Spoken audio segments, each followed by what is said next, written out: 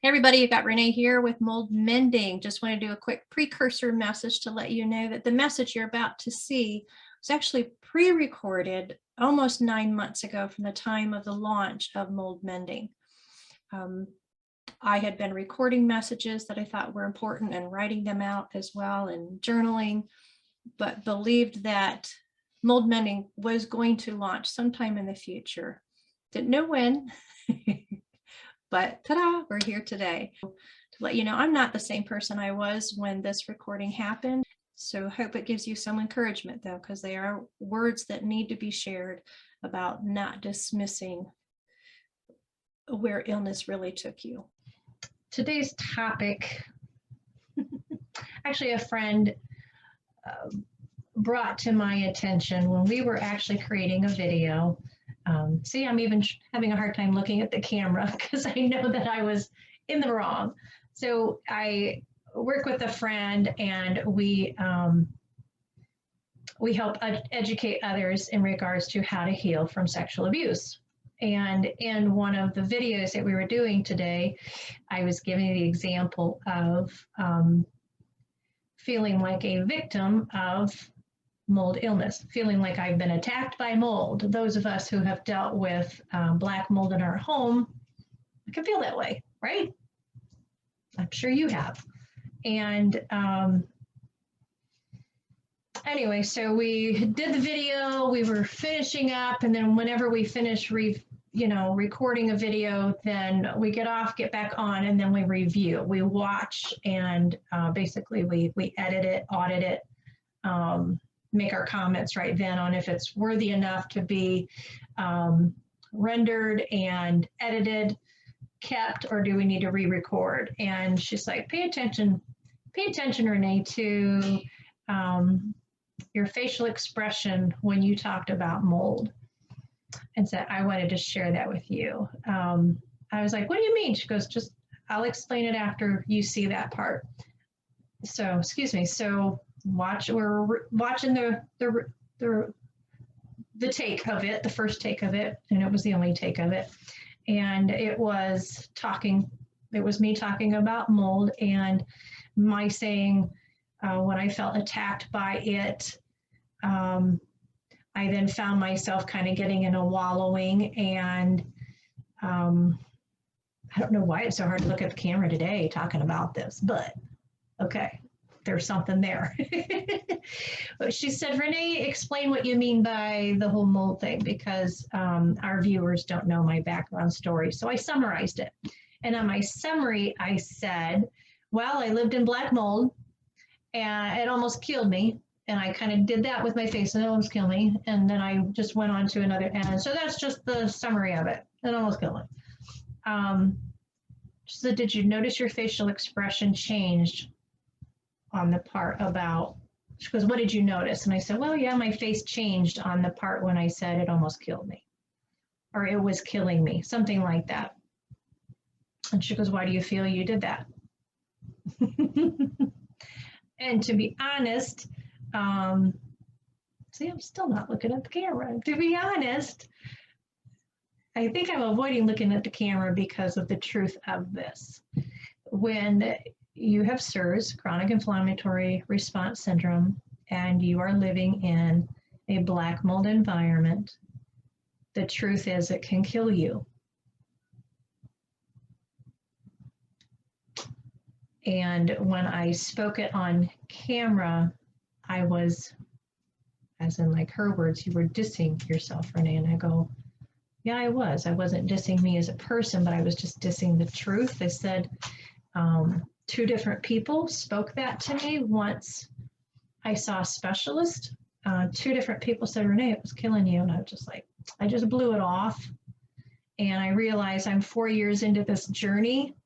And when I make that statement of the black mold almost killed me, it's still hard to believe that that was my truth. But then when I go back to the facts, I can't let my feelings rule it. When I go back to the facts, it's truth. It was killing me. That if we stayed in the home we were at, I would have been more than bedridden. what can be worse than already being disabled and bedridden, truthfully. So when we were getting ready to move, the first day of moving, my body crashed in the environment because we were stirring up the dust. I was just going to my closet just to pull out clothes. And you know how dust can settle on clothes that you haven't worn for a while. That shot me down. That made me stay in our living room. I couldn't even stay in the bedroom because I felt like the mold was so thick in there because I had stirred it up from just pulling some things out of our closet, messing with boxes and stuff. So, man, that's a whole nother topic on just those of us with chronic inflammatory response syndrome and dust. It's ridiculous. So anyway, just wanted to bring that up. That the point is we've got to take our mold seriously. We need to take our illness seriously. We need to take it seriously that mold can kill us. Those of us that are susceptible to it, it can take us to the point of debilitation and, yes, death. See, I even put my eyes up. It's a hard truth.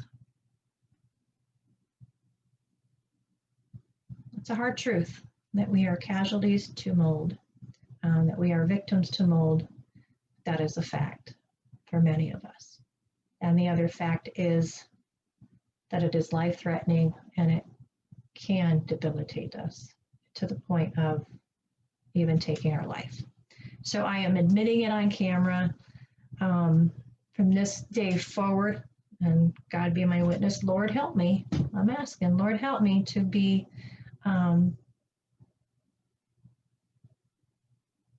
to receive the truth, to speak the truth, to not deny the truth of that. It's just a hard truth to swallow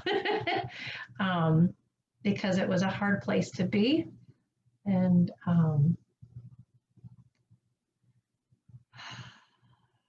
not a place I ever want to return to, I'll be honest, and not a place I wish on anybody else. So, booyah, black mold. And my encouragement to you is to get the education that you need in order to conquer what you are facing, and conquer it. Get Jesus on your side so you have the strength to do that.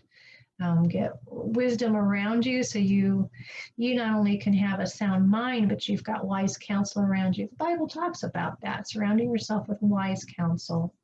And my friend today was that wise counsel speaking into my life.